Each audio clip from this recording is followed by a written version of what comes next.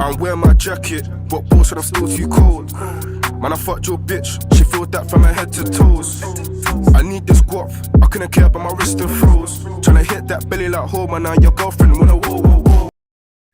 Hello, guys, and welcome to Stay in Place, the podcast. We're finally back after a short break. Episode 16, I cannot believe it. Obviously, we were hoping to start the season off like quite strongly with like episode after episode, but obviously personal reasons were as to why we couldn't obviously accomplish that. But joining me today is a new face, a close friend, and a fellow diehard United fan, Hassan. Hassan, how are you, bro? You okay? I'm good, bro. I just wanted to say thank you for having me. Been watching your podcast for a while now. I'm proud of what you've done. Episode 16, like you said, you come a long way as well. I also want to give a special shout out to Jojo, who's been helping you on the show. And I love his football opinion as well. So if he's watching, love your football opinion, bro.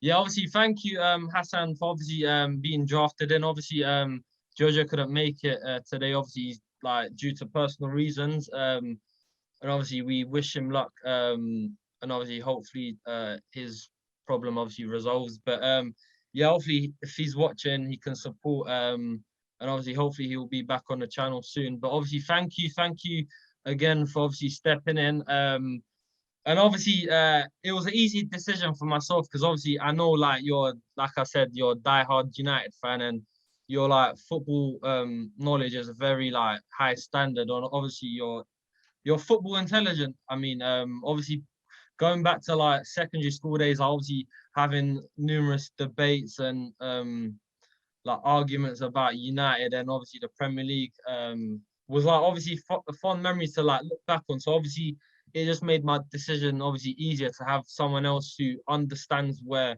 I am coming from and obviously vice versa. But obviously as we haven't obviously been able to film for the last couple of months, a lot of things have obviously happened in the Premier League and outside of football. But yeah, obviously I wanna start off with obviously a club that obviously is close to both of our hearts. And obviously people may look and say, oh, it's two United fans, they're just gonna have like biased opinions. But honestly, that's not what like the podcast is about. Obviously, we look at both sides of the argument.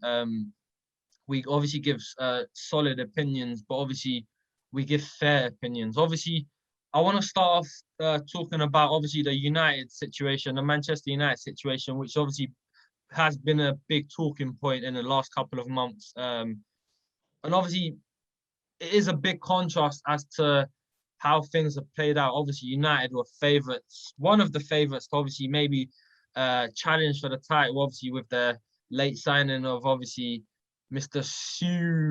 Cristiano Ronaldo. But obviously things haven't played out like that. So obviously I want to talk about Manchester United. Obviously Oli losing the job after a number of poor run of games, and obviously Ralf Rangnick coming in.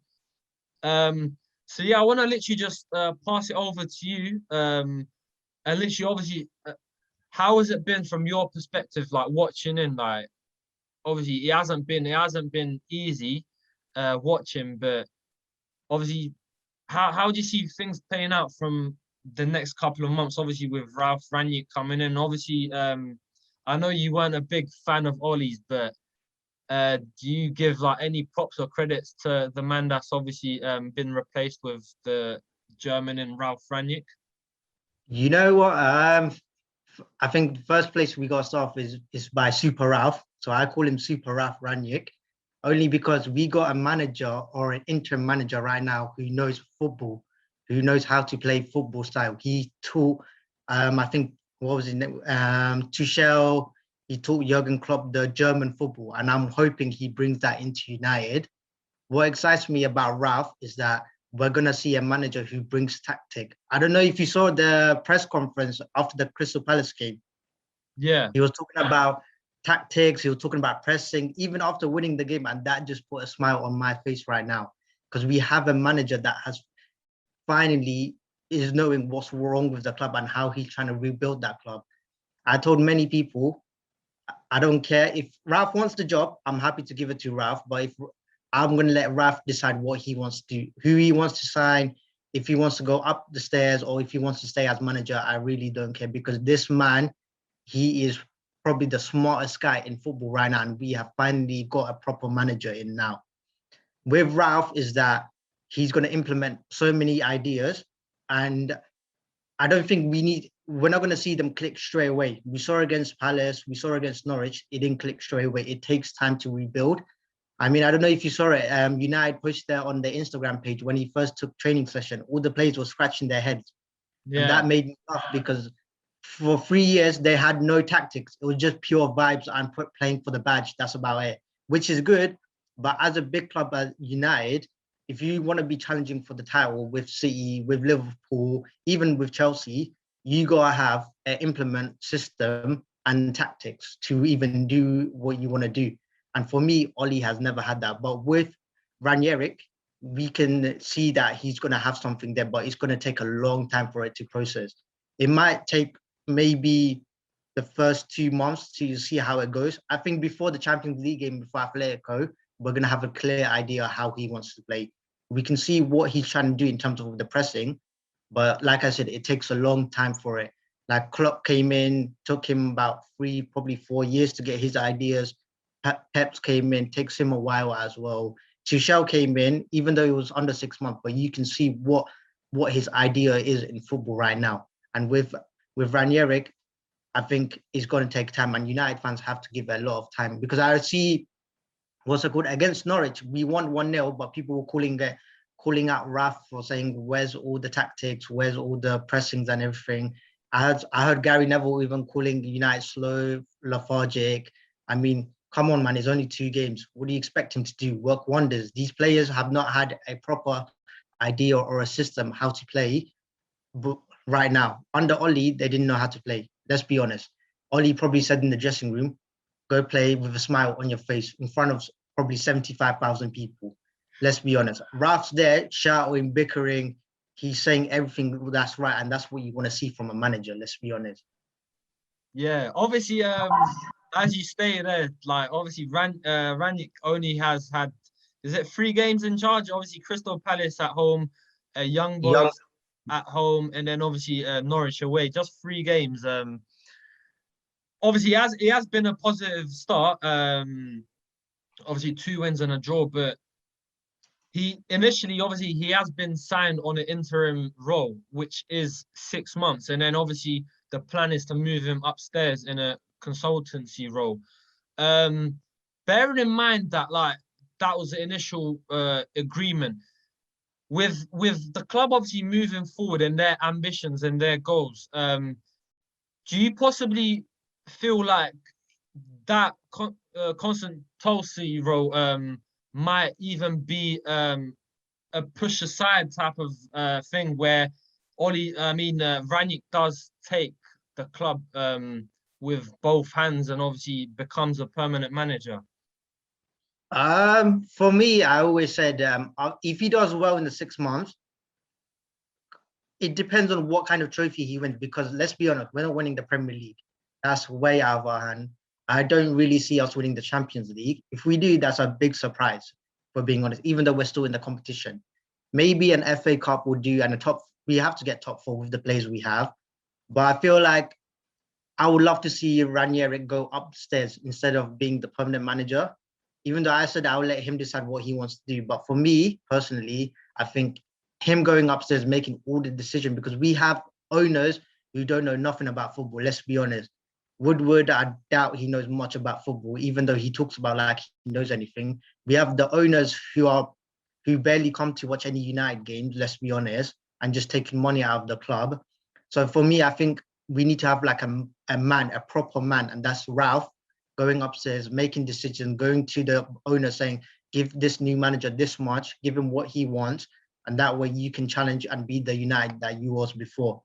For me, I think right now we'll keep him for 6 months, let him go upstairs, let him make the choices. I don't want to hear Woodward talk. I don't want to hear Darren Fletcher talk. I don't want to hear even the owners talk about him. I just want Ralf making decisions. I'm letting Ralf choose his own manager as well. Even though me and you might have preference who we want to be, if Ralf hires someone who wasn't on our list, bro, I would be honest, I wouldn't care because the man is a genius. Ralf is a genius. He knows what he's trying to bring to United, and people talk about DNA, the old United DNA. We gotta scrap that.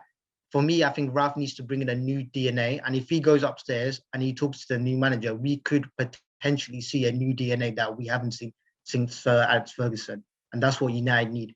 City's got a new DNA. Liverpool have a new DNA. Chelsea have a new DNA.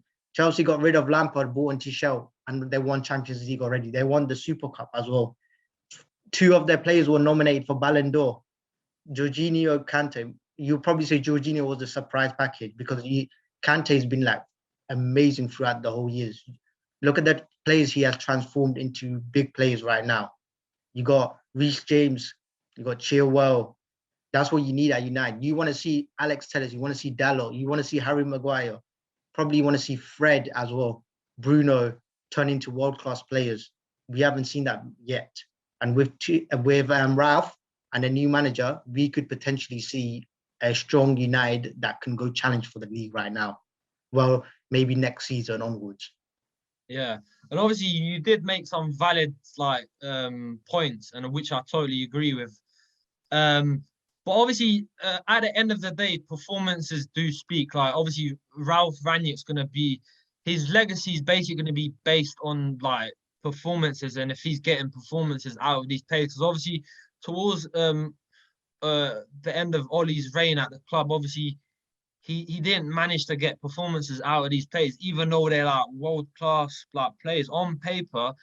They should be doing much better, and obviously they should be at the top of the table, but obviously that hasn't happened. So and obviously with Ralf Rangnick coming in, I feel like he's gonna do a good job. Like obviously he's gonna build a foundation, create a base, and obviously work from that. Obviously he's gonna have to work from scratch because obviously he's got like a new brand of tactics and formations and ideas. So but obviously at the end of the day, like I said, him becoming permanent manager all depends on if he managed to secure Manchester United Champions League football, because let's be real, the title question is just it's not Just something silly, that man. It's just silly for us to be talking about the title right now. Yeah, it's just said and done at the moment. But obviously if he can bag the Champions League, maybe who says why not? Because obviously Tuchel came in, was it February times, and obviously within 4 months he won the Champions League for Chelsea. So who says Ralf Rangnick can't? Because obviously we do have the players, but like I said, it obviously depends on like performances and how the players obviously react to his tactics and his ideas. But obviously a quick mention to Ollie, who till this day, like I have no like I don't hold any grudges against the man. I've supported him since the first day he's walked into the club. But obviously, it's one of those things where he tried his best, but it just didn't work out in the end. But going back to your point, obviously, what was it about like Ollie? Like obviously, people are saying, I've had like numerous arguments. People are saying Ollie didn't have tactics. He didn't know how to obviously organize players and build like team like shapes, and like obviously players were playing out of positions and stuff. But how would you see it from your like obviously perspective? Like what actually went wrong for Ollie? Because obviously where it obviously began was obviously bad times when obviously Mourinho left and Van Gaal was in charge. But obviously I feel like he didn't make one bad signing for the club, and obviously brought smiles back onto the faces, which people obviously can laugh about, because it's not just about people smiling and stuff. But yeah, what actually went wrong for Ollie? Because obviously he did take us to like 4 to 5 like major finals, but yeah, what was just that like final piece that you obviously weren't able to merge together? In other words, bro, the man was a fraud. End of the day, Ollie was the biggest fraud to ever get the United job. He only got it because he was a club legend. That's it. If you look at his CV, Cardiff and a club in Norway, that's about it. That's all. Exactly. That's all he did. Like he didn't. And that night at the Champions League against PSG, I wish that never happened, bro. Because that way he would have never got the job. We heard like people like Rio Ferdinand off on BT saying he puts down a piece of sheet and says, let him sign the contract, let him how much, whatever he wants. From there, that's when we all became deluded, thinking Ollie was the guy to take us forward. The man had no managerial experience at a top club. Let's be honest. He relegated Cardiff, and we don't even know much team about that Norway team he handled. The only thing we know about them is probably Haaland, and that's about it. Other than that, the man was a fraud. Every game we lost and every press conference, there was a smile on the guy's face. Against Everton this season, we lost. No, it was a 1-1 draw. And it was the 90th minute plus 4 minutes. The guy puts a thumbs up and smiles at Scott McTominay. And you see a picture of Rafa Benitez shouting instructions to his players saying, go there, go there, go there. Why are you smiling? Like, I get that he's a happy person, but come on, man, if you're going to be a big manager and you want people to take you serious, do what Klopp does, do what Pep does, do what even Mourinho does. For me, I always said that I love Mourinho more than I love Oli, because if you look at the success at United, Mourinho won 3 trophies. What has Oli won? Yeah, he brings happy vibes and positive. Like, I don't care about that. Why am I going to care about it? That's not a trophy at the end of the day. People were taking the absolute mick out of United under Oli. And people were actually right about it. He's a PE coach at the end of the day. The guy has no tactics. All those big players that you mentioned, we signed. Jadon Sancho for what, 73 million? Varane probably around 38 to 40 million. Ronaldo, I think it was a free maybe or something that we have to give. 20 million maybe for Ronaldo, add-ons. And you expect us to be challenging for the league. Next minute, the guy's benching our 73 million player on the bench and only let him come in for like 15 minutes. Like, what are you doing? Like, let's be honest. He doesn't know how to handle big players. Sancho, Varane, Ronaldo, Bruno, Pogba. You probably put Van der Beek on that list as well as world-class players. Rashford. Like, he doesn't know how to handle those big players. And at the end of the day, he got what he deserved. He deserved to be sacked. People were calling for it. I'm not hearing this, he left the club stable, he left the club happy. I don't care about that. Mourinho came in when the club was probably in disarray, and he tried to, but at the end of the day, he brought us 3 trophies. Yeah, there might not be big trophies, but at the end of the day, a trophy is a trophy. And we finished second place with, I think, maybe 80 or 81 points behind City. Oli finished second as well, but then next season he couldn't back up. I was Oli out before the Europa League final. I didn't like the guy at all. The guy was a fraud, like I said before. I think it was a disgrace to have him at the club. And the way pundits were backing him all the time, you had Gary Neville up his arse. You probably had Rio Ferdinand up his arse. Roy Keane was up his arse. They're all trying to blame players, but how can you blame a player that doesn't know what the system is? Like, every game he's changing it. It's either a 4-2-3-1 or I can't remember which game, but he tried to play a diamond formation. And for me, when I looked at that, I was thinking, what are you trying to do? The players don't know what a diamond formation is. I think it was against Tottenham, against Nuno's team. And he tried to play a diamond formation. Like, you're playing too many formations that players are not going to understand. Play one formation and then the players will understand. What I hated about was the summer that we signed Donny van der Beek. He promised the fans that he was going to play a 4-3-3 at the end. And we were excited about that. I'll be honest, I was excited about that because that's attacking football right there. So you're probably thinking Pogba, Bruno, and then Van der Beek. And you're thinking, wow, that's attacking midfield there. Like, maybe no CDM, but it's attacking midfield there. The season goes on, we're flipping seeing McTominay, Fred every game, and we're seeing Donny sit on the bench like a twat, let's be honest. A guy who came in 40 million, one of the brightest players in Ajax and one of the probably the best players in the Netherlands squad, sitting on the bench, and you're treating him like that. He doesn't know how to handle big stars. For me, I feel like he ruined his career by signing that contract extension. People might disagree with me, but at the end of the day, you gotta look at it in terms of football-wise. You are based on what you win. Oli has 0 titles. You mentioned it before. He took us to numerous finals. What happened? He's a bottle job. He bottled all those finals. Let's be honest.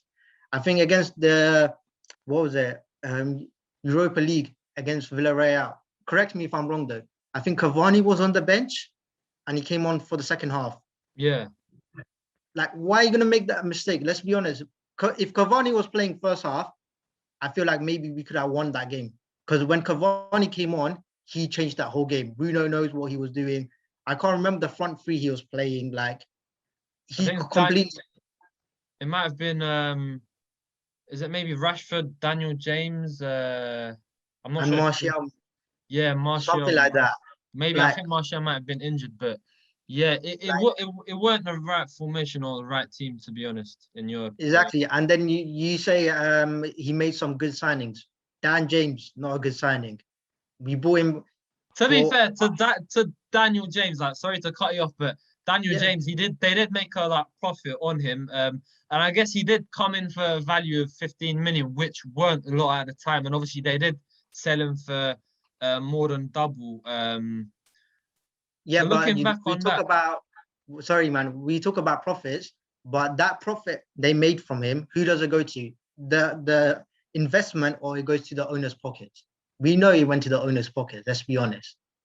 The investment it goes all to the owners. It doesn't go to the players where you can buy or anything. Dan James, you probably say Harry Maguire for 80 million. Let's be honest. Come on, man. Harry Maguire is not worth than 80 million. Right now, you probably say Varane is worth 80 million. And Varane's like what, probably in his 29s or 30s now. And he's better yeah, than Harry Maguire. I mean, Ollie made Harry Maguire captain for 6 months. And within 6 months, made him club captain. Within 6 months. Do you know how much of a joke that is? A big club like United, and he's already captain within 6 months. I think he led out the West Ham game. That's when he first became captain. Like, what kind of joke is that? How can you make a guy captain of big Manchester United club within 6 months? For me, when we never had Ronaldo, Sancho, or Varane, for me, you give the captaincy Bruno or De Gea. He didn't give it to De Gea because after what he did when he spoke out, that's why. But what do you want him to do? Obviously, he's going to be upset and he deserves to speak out because he's passionate about the club at the end of the day. He loves this club and he's been there since maybe when he was 18, 19, when he signed from Atletico within Ferguson. So he's been here for a long time. Bruno, you can see Bruno has leadership in him. He's screaming, shouting. When Bruno first signed against City, when he made that assist to Martial, you can see what he was shouting at the players. He was screaming, telling them, stay compact, stay deep, do this, do that. You can see the leadership. Maguire just sitting there with his big head. He's just headering or he's making mistakes. Like, that's not captaincy. You don't see Maguire, if we're losing 2-0 or 2-1, whatever the score is, you don't see Maguire shouting from the top of his lungs at the players. Because you know why? Because no one takes him serious. Who's going to take him serious? We got Harry Maguire as a captain while we got Cristiano Ronaldo back in the club. And we got a Champions League winner, Varane, and these two are not even captain or vice captains. And we got Maguire leading us out at Old Trafford. Come on, man. Like, I'm not blaming Ralf to tell him to change managers. Maybe that's Ralf's opinion. But for Ollie to make that mistake was absolutely joke because you've been at the club for 6 months. He hasn't done anything within the 6 months when he was captain. He hasn't even done anything now. Like for me, you either give it to Bruno, Ronaldo, or De Gea. I don't think anyone else deserves it. You might throw Varane in there, but Varane is not yet. But those three stand out for me. Maguire is not captaincy material, and that's what Ollie did. What Ollie's mistake was, making Maguire captain for wrong tactics, wrong vibes, coaching staff, wrong players. He buying wrong system. Anything he did, the guy had a smile on his face for every time we lost. That tells you everything you need to know. To be honest, let's be honest. yeah, and obviously, like you just mentioned, obviously, and what you just like obviously stated, it all does like make sense, and I totally agree with you, and I understand like your frustration, and obviously where you're coming from, but obviously, yeah, people do have obviously opinions about Oli, and like whether he was successful or like if he was a poor manager, he may have not had like a good CV and his status weren't really up to scratch. But um, the problem with Ollie was obviously, like you mentioned, he couldn't like obviously handle big name characters. He didn't really have like the balls to obviously drop like big names if they were like having bad games. Obviously, post Ollie, when Michael Carrick took lead of in charge of obviously the two games with the Villarreal and Arsenal game. Obviously, within the first game, Michael Carrick dropped the likes of obviously is it Bruno, and obviously Maguire and Shaw didn't play as well, who were both having like poor seasons. And I'm not gonna sit here and say, like what you said about Maguire, like, no, I don't agree with it. But he like what I would say is like obviously the price tag that he came to the club with, 80 million. Obviously, to be worth that much money, like you need to be putting out world-class performances. But obviously, the problem with that is obviously he's not worth 80 million. But at the end of the day, like I still feel like he's a good defender, but what he lacks is like he lacks concentration, and obviously he does like make costly mistakes in games here and there. But at the end of the day, I still feel like he's a good player. But is he like captain material? I'm not too sure. So I do agree with the point that you've made. That obviously someone like Cristiano Ronaldo who's been there, who's done it, and obviously someone like Bruno who's more vocal than Harry Maguire on the pitch, and even David De Gea, who you mentioned, who's been at the club for over 10, 11 years. Like these players do deserve to be captain, because obviously they know the club inside out. Um, they've been there in the good times and the bad times. But obviously the problem with Ollie obviously getting sacked and stuff was obviously let's just be real. Obviously he couldn't deliver what the club wanted. And it just got to a point where obviously after a numerous amount of like poor losses, obviously the Watford and then Liverpool and City defeats obviously cost the man the job. But obviously, yeah, with obviously Ralf coming in, obviously, hopefully we're in for like better days. But with this new backroom staff as well, he's obviously got a sports psychologist. He's got like is it a team performance coach? Video analyst now. Yeah, video analyst. So hopefully these changes will like take effect on the club. And obviously Ollie's backroom staff weren't really. I mean, he had Mike Phelan, Michael Carrick, Kieran McKenna. Like these, like they're good footballing people. But they just weren't at that level that you need to have as part of your backroom staff. Like Mike Phelan, like even when he was like United with Sir Alex Ferguson, he weren't really the guy that was like taking um charge of the team. He was more Carlos Queiroz. It was like the other coaches, and obviously Michael Carrick. He just obviously stopped playing football, so obviously he wasn't really experienced in that element.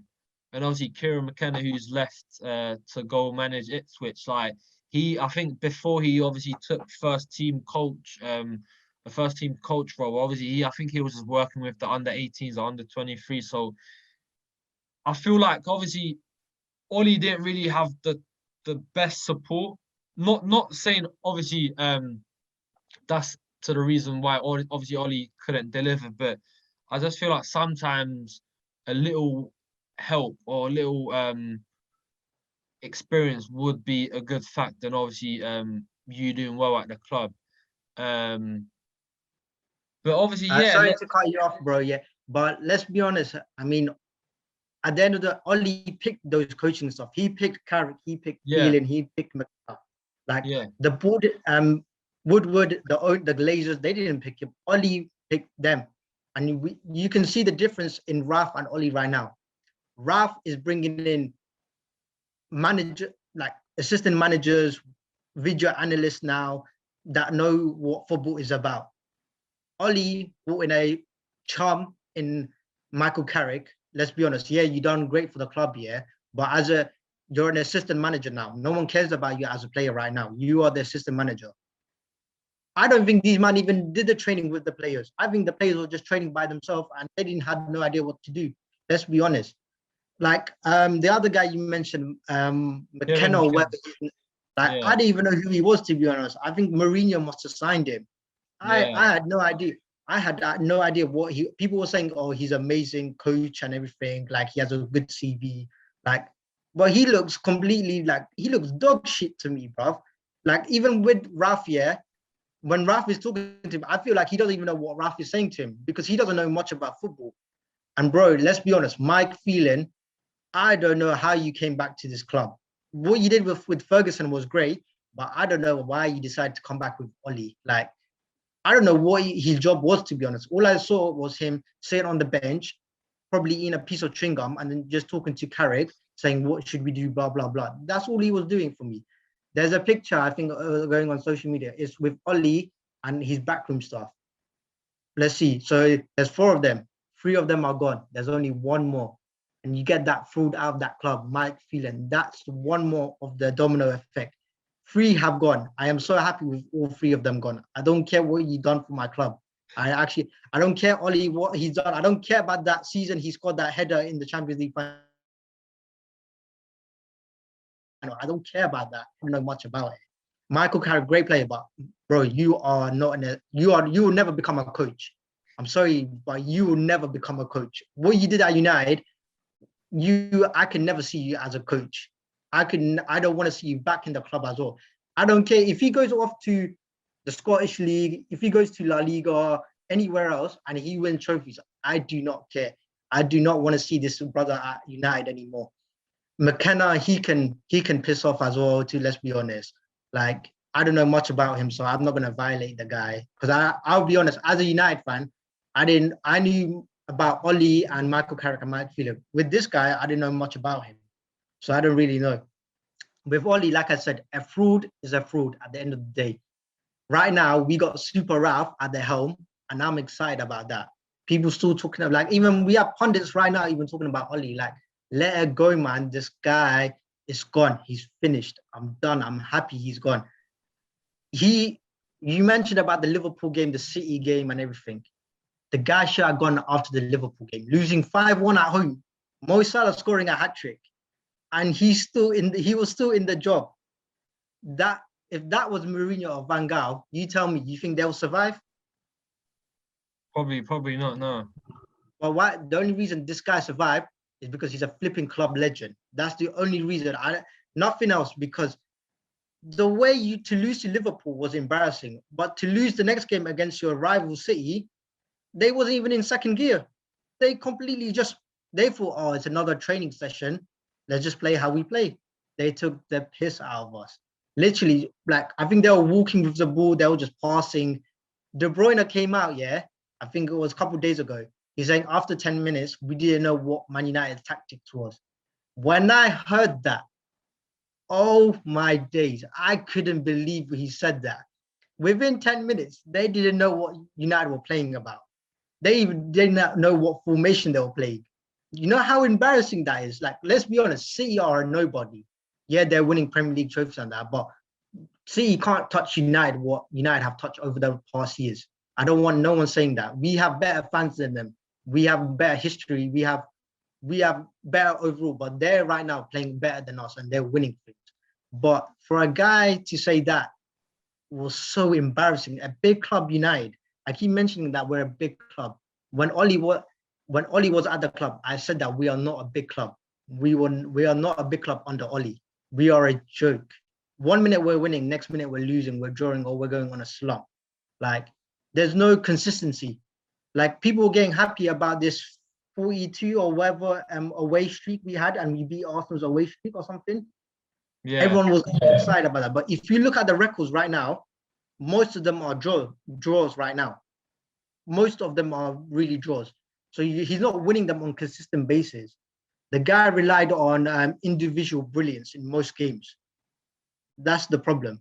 And people are getting happy, excited about saying, oh, we beat Arsenal's away record. Like, am I getting a trophy for that? I don't want to. You think I want to get a trophy for that? Liverpool went without a Premier League trophy for 30 years. I do not want to see us doing that. I think the lot it's been what, maybe you can correct me, 10 or 12 years now we haven't won it. I think the last Premier League we won was 2012, 2013, yeah. Yeah, like I'm not trying to go at 30 years. I want to see United now go on to something big. Go challenge now. Show me that you are the United that me and you grew up as kids watching, the likes of Giggs, the likes of Rooney. Let me see Sancho become the likes of the Rooneys, the Giggs, whatever you want him to become. Sancho, Rashford, Bruno, Pogba, Van der Beek. Like, let me see these big stars and let us see challenging for the league now. We can talk about Oli all we like, but at the end of the day, the guy is gone. Bye-bye. I don't want to hear you anymore. There's also that video he came out. I don't know. You know that video he came out with when he was saying goodbye and that. Yeah. I wanted to ask you, how did you feel about that? Obviously, on the outside, non-Man United fans may have said, "Oh, maybe, it's a bit cringe," and then the other half may have said, "Oh, that's so nice of him. That's so kind of him."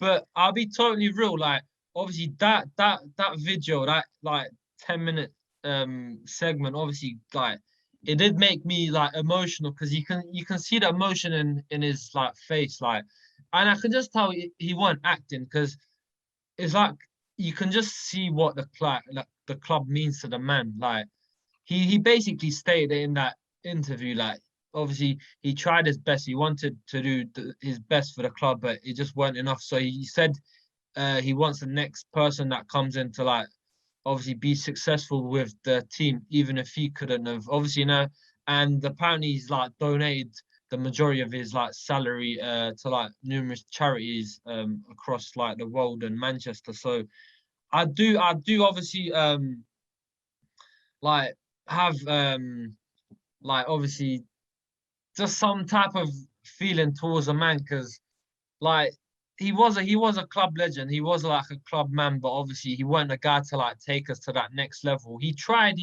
but yeah, that's just my opinion. Obviously, I'm not sure about what you thought about that interview, but I just know that he's gonna get a roasting from you. Bro, when that interview came out, I was like the non-United fans. That was cringe. That was hella cringe. You think I want to see a man say goodbye? Like, what you done for us? Let's be. I'm not acting up. Like, I couldn't stand the guy at all. The guy didn't do anything for me. Like, all he did was like probably stable the club, but that's about it, man. Like, you didn't win us a trophy. You could have won us.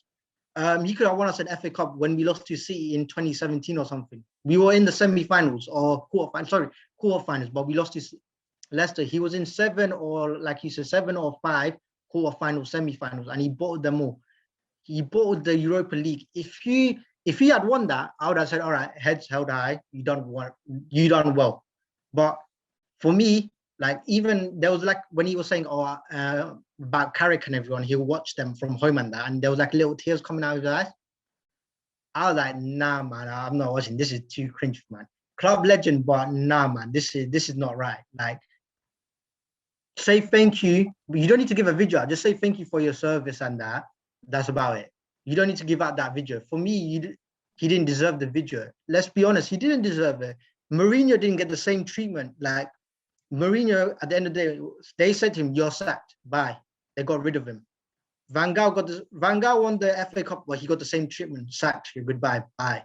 So what makes Oli get a video like that when he hasn't won anything, whereas our other last 2 managers have won an FA Cup and 3 trophies in his first season? Like, it doesn't make sense to me. Yeah, you're a club legend, but take away club legend, you're pretty much a shell of a man right now. You have nothing to offer us anymore. People will tell me, oh, I'm being harsh on him. But bro, let's be honest. Everyone's talking about he's a club legend and everything. And he won, I think it was that Champions League in 1999, yeah. Yeah, 1999, that he won at the Champions League. But let's be honest, I wasn't born in that era, so I wouldn't know much about it. Like, yeah, it's a great moment in United's history. But for me, I grew up watching the Rooneys, the Beckhams, the Paul Scholes, the Nunnies, the Cristiano Ronaldos, Park Ji-sung, Rio Ferdinand, Vidic.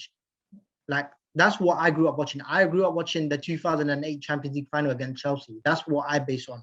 that Ollie goal, how can I say that I was there? I wasn't there. I barely knew what that was about, let's be honest. But like we said before, the guy is gone. You gotta move forward. But I see people still talking about it, but it's like, it is what it is, isn't it? Like, I'll say thank you for what you done, but don't expect nothing else from me, because like I said, a fraud is a fraud at the end of the day. And that's what Ollie was. And that's what his coaching staff was. Michael Carrick, McKenna, Mike Phelan, frauds end of the day. All four were frauds. That's what I base it on. Yeah.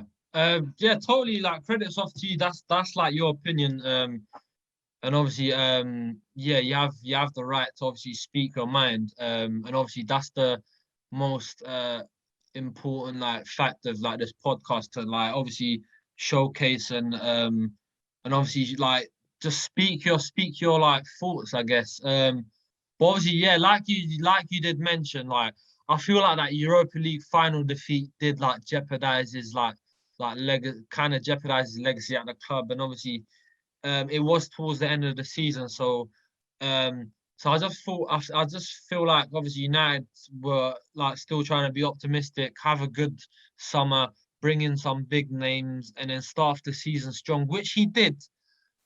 But obviously, bad performances after bad performances, you just knew it was coming to the end. And obviously that the day we lost to Watford, I just knew, yeah, this is the end for Ollie.